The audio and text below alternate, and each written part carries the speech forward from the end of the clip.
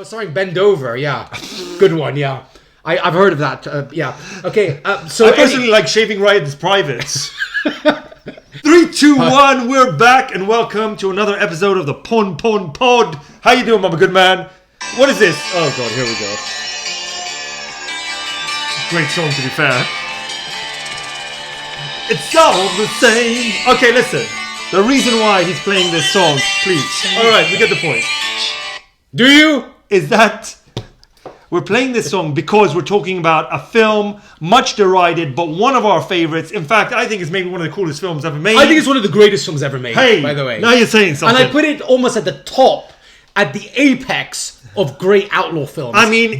not buddy cop, buddy outlaw films. Right, absolutely. Right? Which is a kind of an basically on par with The Godfather, I'd say. I would say it's probably above The Godfather, but it's maybe on par with Citizen Kane. Oh, yeah, fair enough. And Casablanca. Fair enough. And then it is 1991's Harley Davidson and the Marlboro Man. Okay. Directed by Simon Windsor. Hold on. Give me a second here. Give me a second. I'm just so excited about the I know. Okay, reviewing the greatest movie ever made. You may have not heard of this film.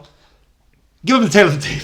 Okay, basically two outlaws. No, that's not the tail of the tape. Who directed it? Sorry, Simon Windsor directed it. A man who helmed such great films as Operation Dumbo Drop. Right. One of my favorites, starring Glover. Fine, very good, very Got good. my daughter. All right. Okay, and Tin Cup, actually. An esteemed film, right? Very much so. Starring Kevin Woodner, a.k.a. Costner. Okay. All right, playing right Tin Cup. Who's in boy. it? Yeah, okay. So this film, Harley Davidson Marlboro Man, is basically a modern-day iteration of Butch Cassidy and the Sundance Kid, starring two of our favorite actors of all time, the great Mickey Rourke and the great Don Johnson, coming together, right? And if you follow our channel, you know we love them both dearly. And there's a few episodes both on Mickey Rourke Precisely. and on Don Johnson. Correct. More precisely, Miami Vice.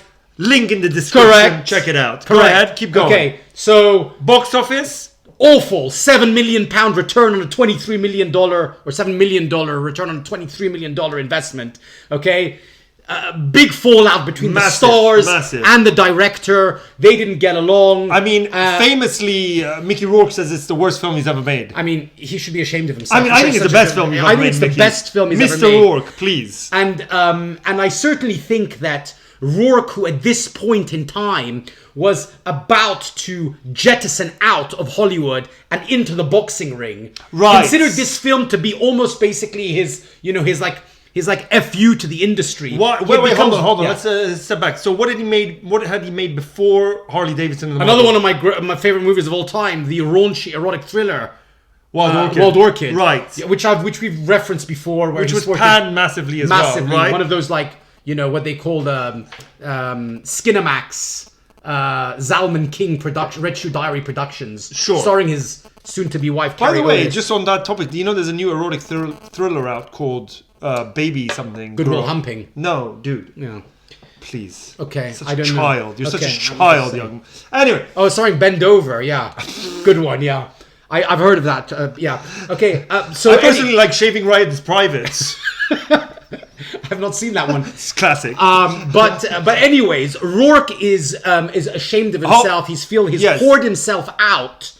Okay. He's compromised all the things about Hollywood that he considered to be aspirational by this point, right? So he's going down, and Don Johnson is going. And Don Johnson is fresh off his run as Sonny Crockett on Miami Vice after 5 strong, successful seasons, playing the most iconic 80s character ever. For Johnson, this is his big breakout film. I would imagine so. And for Rourke, it's like, whatever. I'm taking the cash. Correct. Right? Okay, fine. So they're approaching this through very different prisms. And as you had said, it's basically a modern day take on Butch Cassidy and the Sundance Kid. I mean, not the first time something like that has happened, but nevertheless. So, give us a little bit about, what? Never been done better than in this.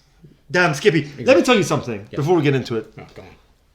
This film, if you like good music, as you just heard, if you like beautiful women, if you like motorbikes, if you like guys well-dressed, if you like good hair, action, good villains. But by the way, some of the worst fight scene choreography I've ever seen. But so bad it's good. Absolutely. Right? Listen, there's everything cool about this film. This film, I mean, I don't know why it flopped. But let's talk about the world it's set in. Okay, fine. It's set, strangely enough, in Burbank, right? Right.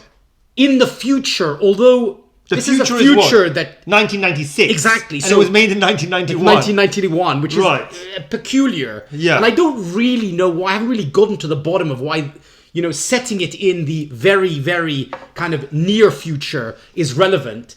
I think it's almost to reference the fact that Los Angeles or California society has perhaps what's called devolved with the popularizing of this fictitious street drug called Crystal Dream. Ah, yes, Crystal Dream. Right, I think that's maybe the reason why. Yeah, crack is on the rise in America, and this is kind of a social commentary on that. Interesting. We're getting too deep again. Yes. All right, dumb it down. Which is why you need great outlaws like Harley and Marlboro to crack down on the, rise. And let's start with the beginning, okay? Because yeah. I tell you, this is one of the best opening montages I've seen. First of all, Mickey Rourke never looking better, okay? Okay.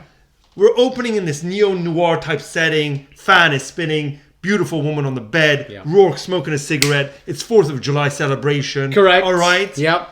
And he's having some sort of epiphany, right? Correct. He's like, I can't live this life anymore. Yeah, that's right. And boom, on comes Bon Jovi. That's your cue. Yes. Oh, sorry, excuse me. All right, forget it. All right. Okay. Yeah. No, it's all right. I take it. Moments pass. Yes. All right. But okay. Anyway, so then we go into a montage with, Bon Jovi playing. He's on his motorbike. He's crossing through Texas going into California. Yeah. It's all amazing. He beats up a couple of people on the way. Yes. Saves a liquor store holdup. He interrupts a liquor store holdup. Saves a damsel in distress. What's his key line? If I had a nickel for every time somebody called me that, I'd be a rich man today. Hey, another thing about this film. One cool line after another. Which we did drop, I think, quite periodically during our, Anyway, yes, of course. We did. We dropped that line. Yeah. I mean, definitely. It's better to be a dead and cool than alive and uncool. Right. Yeah. And if money walks and bullshit talks, I forget. We walk, and it ain't gonna be down easy street either. Whatever, man. We're getting old. And another thing, by the way, when you're playing pool, just remember one thing. No, please. Don't make the bet if you can't pay the debt. All right, fine. Okay, I thought you were going to get into the whole monologue. We'd be here for half an hour. Anyway, so listen, he meets up with his old buddy, Don Johnson, a.k.a. the Marlboro Man, who dresses like a cowboy and is got amazing hair and stubble and beard and great one-liners. And this is my homage to him, by the way. That is his homage. I'm trying to dress like him today. The same way Butch Cassidy and Sundance Kid were on horses, these guys are on motorbikes. Correct. He gets there, he's like, listen, man, I'm sick of this life. I need to get back with the people I love, the people I trust. Mm-hmm. He's like, all right, fine, let's go back, meet the old gang. Old gang's all there. And by the way, go on.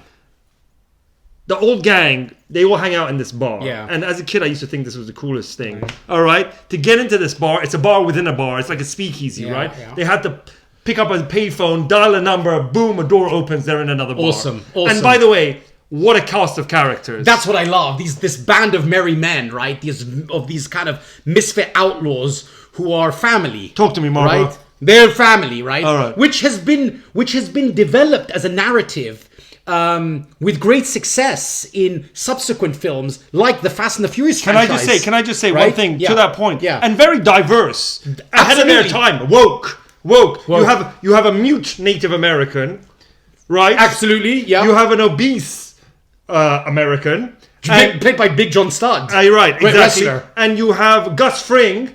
Oh, yes, exactly. Jimmy Giles. Dressed like the fifth Beatle. Yeah. It's You're right. You're right. Quite something. It's quite something. And you got the old man. Yeah, the old man who's been in like many films as well. Exactly. Name me one. Can't remember, but go on. Very good. Okay, fine. And you got Vanessa Williams. Sometimes the sun goes round the moon. I mean, you are. It's like, if I close my eyes, it's like she's sitting right next to me. Anyway, so they all get back together, but there's a bit of bad blood. We won't get into it too much. But guess what? The gang's on the down and out. The bar is about to be shut down. Foreclosures, baby. Yeah, there's this new big bank on the horizon, and we notice these bad guys in the background, and they're dressed very well. Slick back hair, double-bested suit, roll neck, à la moi. I see what you've done there. Played by Daniel Baldwin, who, by the way... The fourth Baldwin, The fourth Baldwin. Yeah. The fifth Beatle and the fourth Baldwin. Yes. Who's got the bluest eyes that'll just make you melt. I mean, it's unbelievable. Amazing. It's unbelievable. It's amazing. I mean, they're like hypnotic. And by the way, sorry, just He to could have step been back. cast as Satan. Another cool thing that I go used to on. love as a kid. Go on. There's a scene before they get into the bar where Marlboro, Don Johnson, Yes. has a bar fight. And he's like fighting these like Apache Americans. I don't know what they are, Mexicans or Yeah. something. Anyway, the guy pulls out the butterfly knife. How good the butterfly knife was back in the day, Absolutely. in the late 80s and 90s. Yeah, we should get ourselves We one, should by the definitely way. walk around with some butterfly knives. It's true. Anyway, I'm with you on that. Okay, so what's the gist? So what do they decide? So the bank wants to foreclose on them. Yes. They need $2.5 million. So did they decide to go bang bang? Let's go hold up some banks ourselves. We're gonna hold up the bank and steal $2.5 million. Instead, during this hold up, which actually goes very successfully. And by the way, can I just say one thing? Armored truck robbery, yes. Heat massively rips this off. Definitely. I agree, but this is better than By the Heat. way, this film has inspired a lot. And we'll get into it. Heat, as we've just said, with the bank robbery scene. Yes. And The Matrix, with the clothes of the bad guy. They have sure. these trench coaches. By the way, yeah, anyway, go ahead. And Gone with the Wind as well. And many other classics that even predated it. In any case... Nonsense, but what I'm saying is in any facts. case, they basically... They successfully... what's it called? Conduct a heist on the armored vehicles Yes. that belong to the bank. Instead of looting $2.5 million, instead they get bags of, you named it, Crystal Dream. Yes, so the most dangerous street drug known to man. Oh, right, at Okay, that now time, that. right, okay. Now let's talk about Crystal Dream. No, well, you know what? We should take it a step further. Okay. And there's nothing better to me, right, Yeah. than a fictitious drug in a movie. the way. So we have Crystal Dream in we got this Crystal- film. What else do we have? We got Jabruka, Jabruka's from which film? Alien Nation, Alien Nation, very good. which Another you fictitious ingest by, drug. which by the way, Optical ingestion. no, what? you OD on it, Right. and it turns you into like a supercharged alien. Oh, amazing. But it has no effect on human beings. The Right. Jabruka, it's only on the newcomers. Is that the milk? No. Don't you remember? I mean, Okay, we fine. could- Jabruka, we get Jabruka. it. Okay, then you my have favorite street drug. Rope Yes. from what is it? Prayer of the Roller Boys. Prayer of the Roller Boys. All right, and there's a bunch of other. Oh, you got Nuke from RoboCop 2. Oh, Nuke, very Yeah, good drug. fuck yeah. You should try it. I've tried it. Highly recommend it. I've tried it. All right, Yeah, anyway. yeah. So a fictitious drug, always a plus in my book in any film. It's absolutely true. okay. Did you not consider this interesting what's it called leap here that Giancarlo Esposito, Yes. who played one of the most sadistic, slick drug Fring, dealers, as I'd mentioned. Gus Fring in Breaking Bad, may have been inspired as Jimmy Giles from the Crystal Dream So why experience the hell are to you- now start peddling Heisenberg's why, Blue. Why are you taking the piss and saying it inspired Gone with the Wind? Say it inspired Breaking Bad. It just came to me now. Fucking thank you very much. Anyway, okay, fine. So you described the greatest TV show of all time. Exactly. Yeah, it's true. The Matrix, Breaking Bad, and what did I say? Heat. Correct. Okay, fine. Anyway, so they steal. That's quite a Rolodex. So they steal the drugs by mistake, and they decide like, now we're screwed. What are we gonna do? Correct. How we don't want to like peddle like drugs into Exactly. the I streets. mean, these guys are honorable outlaws. Exactly. Right? So they basically try and broker a deal with the bank. Yeah, we're gonna sell our drugs back to you. By the way, another kind of Heat ripoff. Yes, absolutely. Oh, Or yeah, like the rip-off bearer things. bonds. Exactly. Absolutely. God damn it. Smart. Windsor, man. Exactly. Michael Mann ripped Windsor off. Thank you. God damn Thank it. you. You're so true. It's so All right. true. All right. Okay, so they go to the bank. And What? Oh my God! Of course. Tom Oh my Sizemore. God! By You're the way, right. Tom Sizemore probably took these ideas and spoke to Michael Mann. Yes, exactly. Tom Sizemore is the main bad guy, along with Daniel Baldwin in this film. All right, fine. So they go to Tom Sizemore and they're like, Tom Sizemore, we're going to give you the drugs. We just want a bit of cash. Not a lot. 2.5 million. Not right? a lot. Yeah. And by the way, who's standing alongside Tom Sizemore? Oh, Tia Carrera. Tia Carrera Beautiful. before her big break Yes, exactly. in Wayne's World. Like, Okay. looking very, very telling voluptuous you, in this film. everything by the about way. this film is Yeah. beautiful. God damn it, you're so right. Yeah. So Sizemore, the villain Yes. in the piece. By the way, I just a little bit of a nitpick with Right. Sizemore. Okay, Sizemore is such a mercurial, flamboyant actor, full of personality. I think he's a bit muted. As in this as what's his name, Chase Wilder, Right. Chase Wilder, Okay. as the bad. I feel it's just a bit muted in the role as the kind of the head kind of Yes. villain. Did you not find that to be the Well, case? I mean, he's not as Animated. animated or as dangerous or as deadly as the villain in Marion Latour. Have you seen that show? Great show. Who stars in it again? I don't know, but you should check it out. Yeah, You guys should check it out if you haven't it's seen true. it. Marion Latour, very good. The Misadventures of. Anyway, I kind of like Sizemore in this. Do you? And you know what else I like? Sorry, that Yes, you go just got on. me thinking. I like the outfits, and Tom Sizemore, because it's set in the future, they've tried to paisley shirt? up the outfits a little bit. Not the paisley shirt, and the double buttons. Oh yes, very good. And Key. the villains were like kind of... So we were talking about the villains and the influence Yeah. it has on the Matrix. The villains, the bad guys, the henchmen, wear these long, black, bulletproof trench coats. Right? So anytime they're in a shootout or fighting Harley and the Marlboro Man, you have to shoot them in the head if you want to kill them. Which essentially they are as bullet repellent as Robocop's getup. Essentially, you got to shoot him. I mean, I always found that a bit. I don't know why you bring that up. Well, I'm just saying, like they are as like. Yes, they're as bullet repellent as Robocop's, you know. Okay, so they're bullet repellent. They're bullet repellent, Okay, sorry, good. yes. Very good. But I always found it quite strange that the Marlboro Man, Yes. who's an exceptional, would you call it gunsmith? Marksman, okay, doesn't think in the early scenes when they're having a shootout not to shoot them in the face, considering he's an expert marksman. Well, they don't know that from the get-go, do they? What do you mean? They have to figure out. They're opening fire. Yes, okay, I know, but they they have can to tell that they can't penetrate this No, kind of like well, supercharged Kevlar. I think they think they're missing them. They don't think some trench coat is going to stop bullets, right? I just shoot them in anyway, the face. do they not figure it out in the end? Eventually. Okay, fine. Okay. And by the way, another thing I mean, about how this can I? film, Why am I even trying to knock great details in this film. yeah, Okay, yeah. one of them being that, and the fact that Mickey Rourke, Harley Davidson, can't shoot for shit. Oh yeah, Like he's an Yes. awful shot. Yeah. So when they're saying shoot him in the head, he's like shooting everywhere And but the head. he like throws the gun at their Exactly, face instead. exactly. And then the other interesting detail is Yes. is Marlboro Man's boot.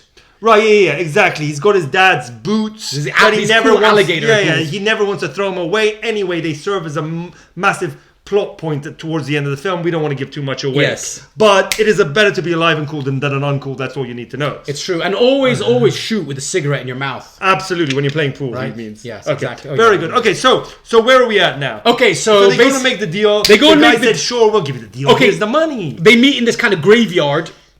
The extraction takes It's place. not a graveyard. Correction. It's an airplane Sorry, graveyard. an airplane graveyard. Yes, you're right. By the way, which then became such a kind of iconic location for other films. Con Air. The scene in Carson I City. don't get why nobody My likes God, this film. it's true. I This don't movie get why inspired every yes. film. It's basically the Jesus world's... Christ.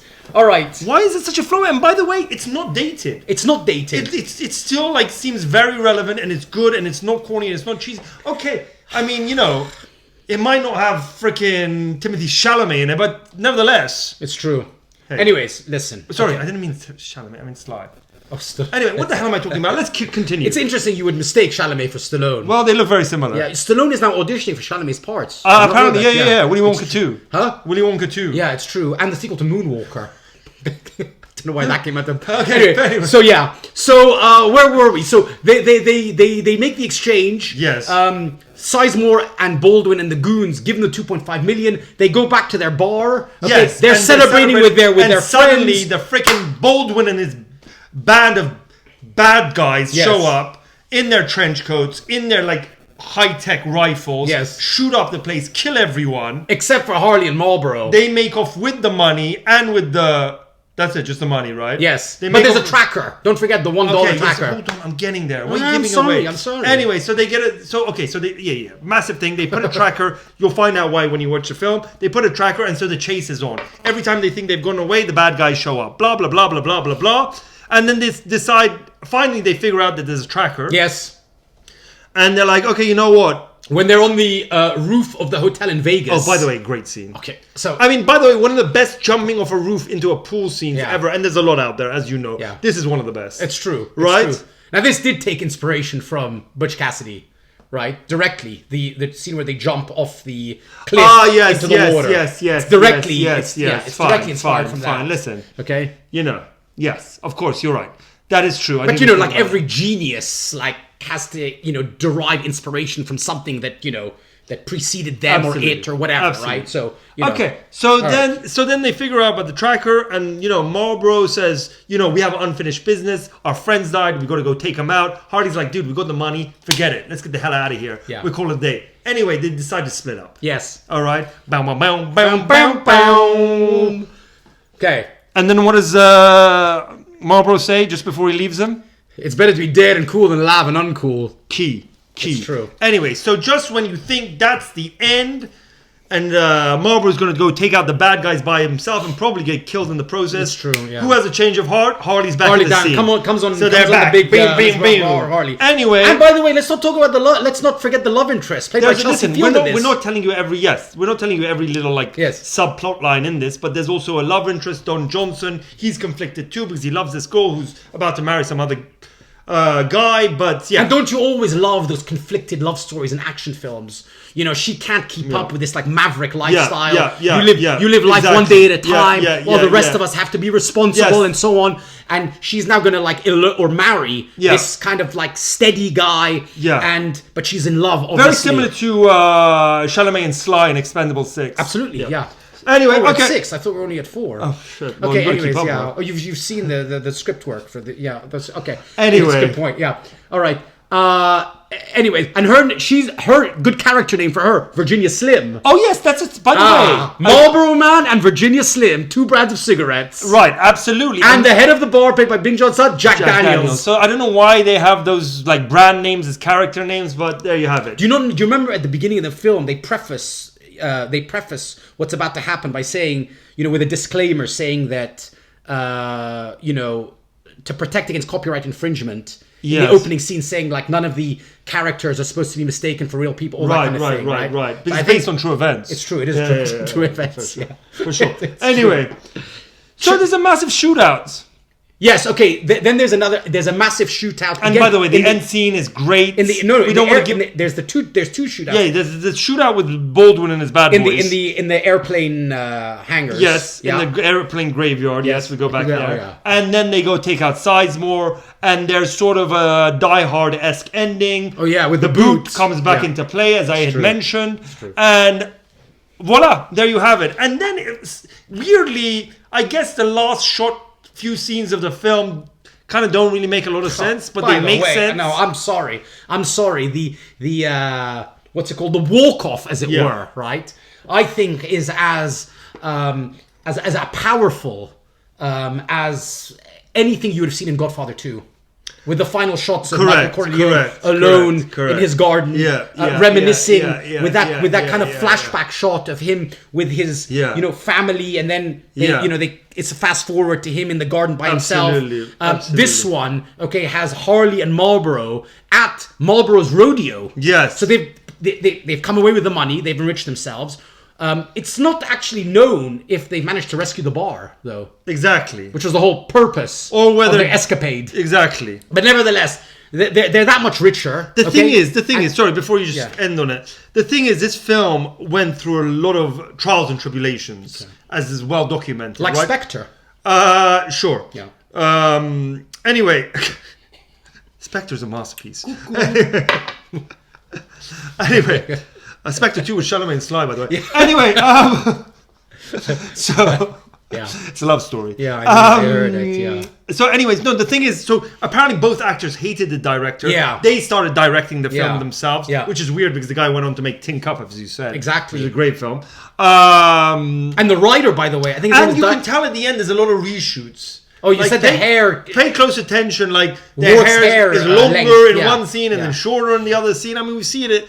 Time and time again, a lot of films. And Cocktail, by the way, is similar. Yes, absolutely. Because he was shooting Rain Man at the same time. And his hair, by the way, it's true. By the way, can I just say one thing? Yeah. Harley Davidson, Marlboro Man in a bar, Cocktail in a bar. It's so true. Except the Cocktail came out 3 years earlier. That's irrelevant, though. Exactly. It's what I think it was. I think Roger Donaldson, the director of Cocktail, and probably Cruise and some of the cast, they had ripped off Windsor and Don Michael Paul's script, which had probably been languishing for like 2 decades before, and said, before they make this film, let's have the bar scene first. Fine. Do you think we flogged this joke enough? No. Okay, fair not enough. Even remotely. By the way, the final scene. Yes, go on. Before we do some deconstruction thereafter, the final scene, by the way. There's no deconstruction to be had. We're going to wrap it up.